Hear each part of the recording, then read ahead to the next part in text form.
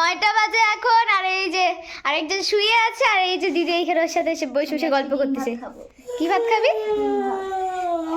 দিদি আজকে ডিম ভাত খাবে। কি রে, পিকনিক খাবি না আজকে?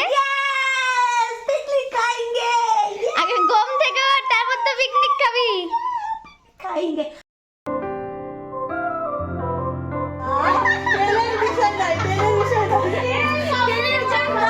তারপর চলে গেলাম সব দাদুদের বাড়ি চাল ডিম টাকা আনতে, কারণ আমাদের আবার বাজার যেতে হবে। প্রত্যেকবারের মতো এবছরও আমরা পিকনিক খাবো সব ভাই বোনরা মিলে, কিন্তু এবার আমাদের সাথে কাকিরা বৌদিরাও জয়েন হয়ে গেল। এখন আমরা যাচ্ছি জমিতে, জমির থেকে বেগুন ধনেপাতা এগুলো নিয়ে তারপর যাব। সবাই চলে গেল বেগুন ছিঁড়তে, আর এই তো দিদি এখানে বেগুনও পেয়ে গেছে।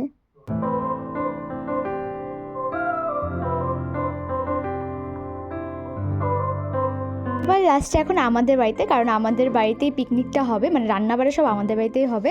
তো এখন সবাই মিলে একসাথে কাজ টাজ করবে, তারপর সোজা পেছনে চলে যাবো, কারণ পেছনে আমাদের জমির মধ্যে রান্নাটা হবে।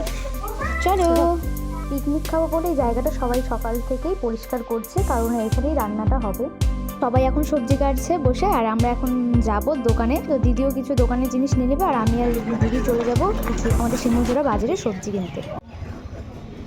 এটা সিদ্ধ ভালো হবে গ্রিন বাম্বে।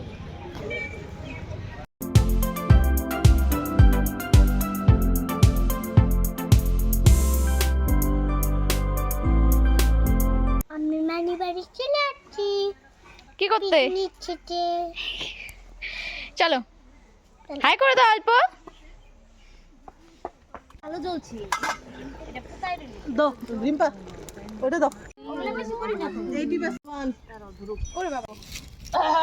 একটা কমাই দাও, দিলে পরে খারাপ লাগবে না।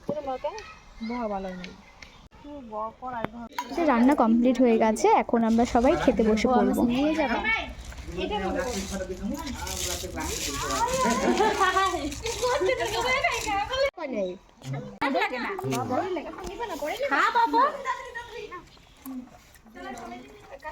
প্রত্যেকবারের মতো এবারও আমরা সবাই হইচই করে খুব মজা করলাম।